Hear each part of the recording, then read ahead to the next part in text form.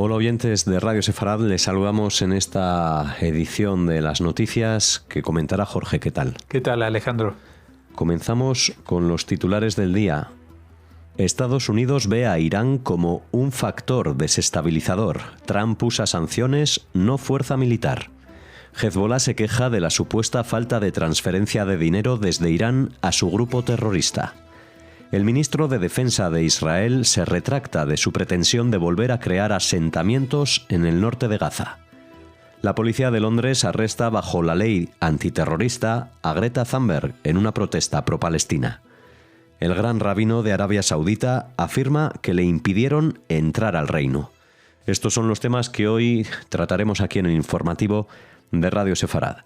La conducta de Irán en Medio Oriente y alrededor del mundo sigue siendo vista en Washington como un factor desestabilizador, pero las herramientas que actualmente utiliza el presidente estadounidense Donald Trump son diplomáticas y económicas, no militares, dijo un alto funcionario del Departamento de Estado de Estados Unidos. En otras palabras, la administración estadounidense está buscando apretar el lazo alrededor de Teherán mediante sanciones, aislamiento internacional y presión diplomática, en lugar de abrir un nuevo frente militar que podría arrastrar a la región a una escalada más amplia. Estas declaraciones también concuerdan con el tono cauteloso del primer ministro Benjamín Netanyahu, quien se dirigió a Irán durante la reunión trilateral junto a Grecia y Chipre en Jerusalén. Netanyahu hizo referencia a los logros de Israel en la Operación León Ascendente y la guerra de 12 días contra Irán, pero dejó claro que el enfoque de las conversaciones con Washington no es necesariamente una confrontación inmediata con Teherán. Según Netanyahu, las exigencias de Israel a Irán no han cambiado. Estas incluyen la limitación del enriquecimiento de uranio, la limitación de su actividad regional y la eliminación de la amenaza que representan sus aliados en el llamado Eje del Mal. Sin embargo, Netanyahu envió un mensaje directo a Irán. Sabemos que Irán ha estado realizando ejercicios recientemente. Estamos monitoreando esto y haciendo los preparativos necesarios. Quiero dejar esto claro a Irán. Cualquier acción contra Israel será respondida con una respuesta muy dura. Bueno, ya ayer dimos la noticia de que había unas maniobras en cuanto al lanzamiento de misiles de Irán y que algunos preveían que eso podría ser una tapadera para un ataque iraní a Israel. Pero bueno, parece que estamos en una nueva era, entre comillas, en la cual, pues, gracias a la presión de Trump y de Estados Unidos, evidentemente, pues se están evitando confrontaciones directas y se prefiere la vía del diálogo y la presión económica, en este caso, que para la que sí Estados Unidos está dispuesto a colaborar con Israel.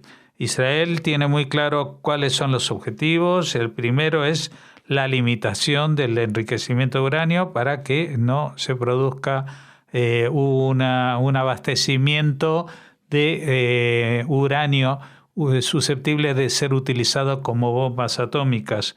Y también la amenaza, limitar la amenaza que de los aliados en el conocido como Eje del Mal. Estamos hablando no solamente de Hamas, que realmente ahora no tiene ninguna posibilidad de respuesta, pero sí de Hezbollah, que sigue intentando rearmarse, y también de los hutíes, que a pesar de su distancia, no han abandonado del todo la idea de seguir atacando a Israel. En los últimos meses, altos cargos de Hezbollah y la fuerza Quds iraní han estado discutiendo cuántos recursos financieros asignaría Teherán a Hezbollah este año. Hezbollah ha pedido 2.000 millones de dólares, el doble de la cantidad que Irán planeaba proporcionar al grupo terrorista. Durante 2024, Teherán transfirió cientos de millones de dólares a Hezbollah para rehabilitar sus fuerzas debido a la reducción de su personal como consecuencia de la guerra con Israel. Aunque el escenario de guerra provocó un cambio en el equilibrio financiero en el Líbano, los miembros activos de Hezbollah continúan recibiendo salarios mensuales considerados altos para los estándares libaneses. A pesar de que las continuas compras de armas, brigadas terrestres, salarios, personal, reclutamiento y entrenamiento por parte de Hezbollah, que no se ven afectados económicamente, El grupo terrorista sigue insatisfecho, debido a que la guerra con Israel resultó en grandes pérdidas y bajas de armamento acumuladas durante 2 décadas en un corto periodo de tiempo. Irán ha canalizado alrededor de $1.000 millones a Hezbollah en los últimos 5 meses a través de rutas de contrabando en el norte de Irak, Siria y Turquía, a pesar de una crisis de agua doméstica sin precedentes, apagones continuos y una fuerte contaminación del aire. Bueno, esto es el diario de un país que Irán, que ya más allá de los desastres que provoca internamente su dirección, la gente que está a cargo, están provocando que un país rico en petróleo, en otros recursos minerales e industrias, esté prácticamente al borde de una quiebra económica, algo que se podría ver reflejado en la situación del Líbano hoy en día, ¿no? Cuando estamos hablando de un país que tiene recursos, pero que está siendo dominado por una clase política con anhelos expansionistas y también suicidas en muchos aspectos. Así que evidentemente Irán está pasando por una situación muy compleja como para seguir abasteciendo al ritmo que se conocía a Hezbollah. Pero Hezbollah, más allá de que necesite armas para poder hacer frente nuevamente a Israel, lo que necesita son ingresos para seguir abasteciendo a las filas de combatientes. No olvidemos que Hezbollah controla prácticamente la política y los recursos económicos de su devastado país, del Líbano, y que si entra también en default, como se dice en términos económicos para hablar de un país, si tiene problemas económicos para pagar a sus combatientes, pues su capacidad de ataque a Israel se vería aún más mermada. El ministro de Defensa israelí, Israel Katz, tuvo que retractarse tras afirmar que su país planea colonizar el norte de Gaza, estableciendo asentamientos en el momento que considere apropiado. Dijo después de afirmar que no tiene intención de retirarse del territorio bajo control israelí ni en Gaza ni en Siria. La declaración anterior de Katz contradecía las hechas por el primer ministro Benjamín Netanyahu, quien dijo a CNN en mayo del año pasado que el reasentamiento de Gaza nunca estuvo en los planes.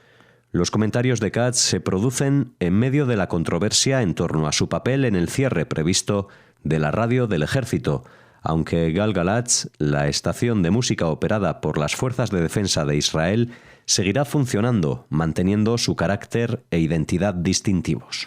Sí, parece que al ministro de Defensa, Israel Katz, se le ha ido la pinza o más bien que ha tenido la boca demasiado abierta, e incluso para alguien como el primer ministro Netanyahu.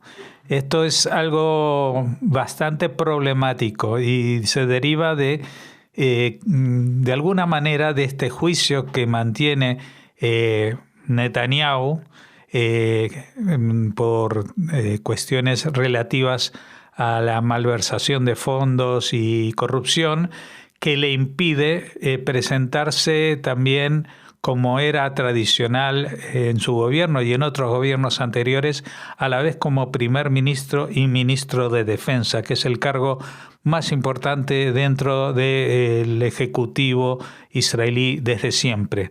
Esta separación de cargos pues le ha llevado a a tener problemas con las personas que lo ejercían. No olvidemos que cuando estalló la guerra actual de Gaza, en octubre del 2023, el ministro de Defensa era Yoav Gallant, y ya había tenido encontronazos con el primer ministro Netanyahu y luego fue reemplazado. Y no es algo muy habitual que se produzca este tipo de situaciones en Israel.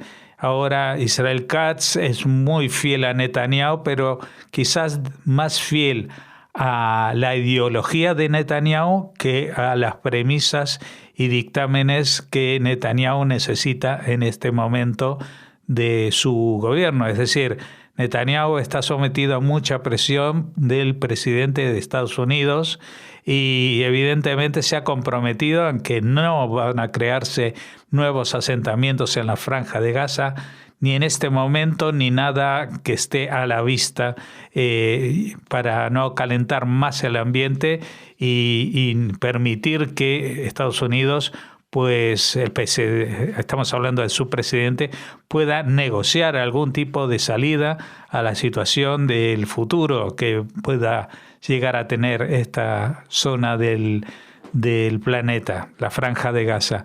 Estas palabras son muy irresponsables, aunque en el fondo reflejan en gran parte la propia ideología de Netanyahu, pero Netanyahu, más allá de la ideología, es una persona que es pragmática y sabe que en este momento no es el momento de plantear este tipo de objetivos que van a enfurecer a su principal socio y sostén a nivel no solamente diplomático, sino también de defensa, como es Estados Unidos y el presidente Trump.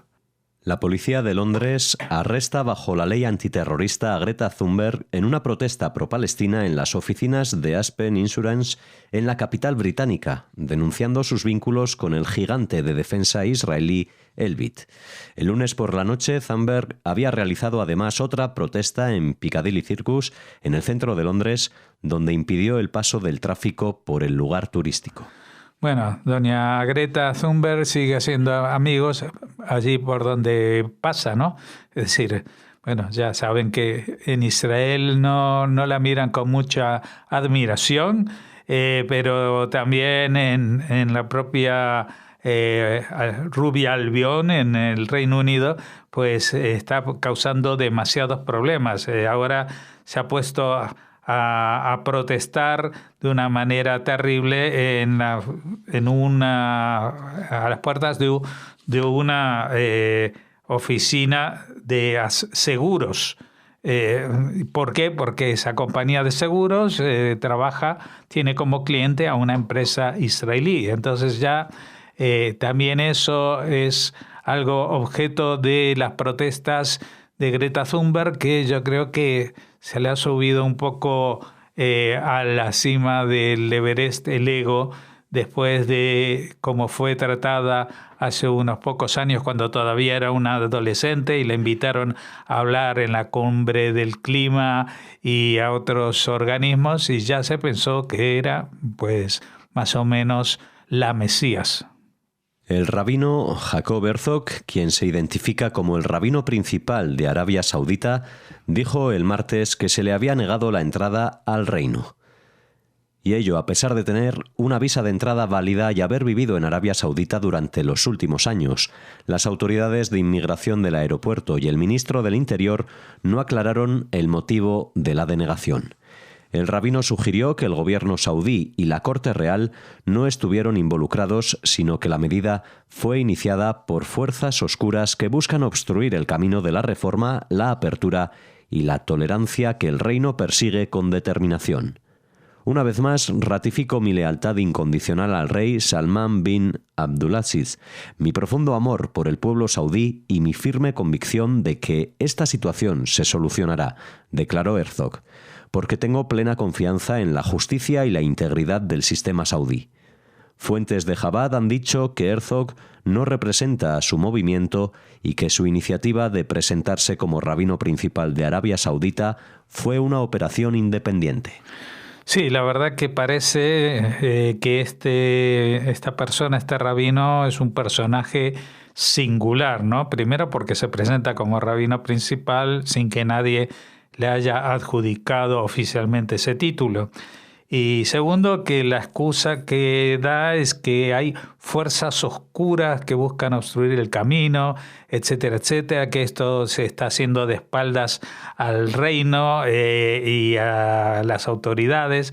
Y la verdad que a mí, sin conocer para nada lo que sucede dentro de Arabia Saudita, me parece bastante improbable que alguien, que sea un policía de frontera o algo así, se atreva a bloquear la entrada sin tener el apoyo del gobierno o la indicación directa de su gobierno, ¿no?, para hacerlo. No creo que en Arabia Saudita los policías de las aduanas y servicios de inmigración tengan tanto poder para llegar a ofender a alguien que, como dice él, está incluso protegido y tiene lealtad incondicional al rey del país. Así que, bueno, seguramente este será un personaje pintoresco que volveremos a ver en algún otro momento.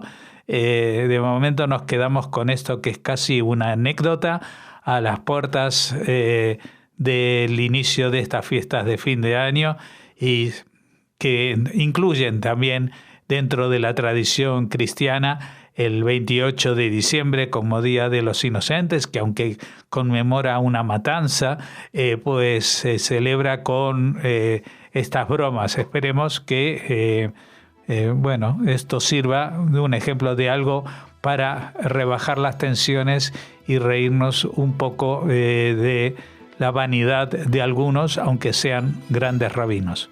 Pues así nos despedimos. Como siempre, les esperamos en una próxima edición. Muy felices fiestas.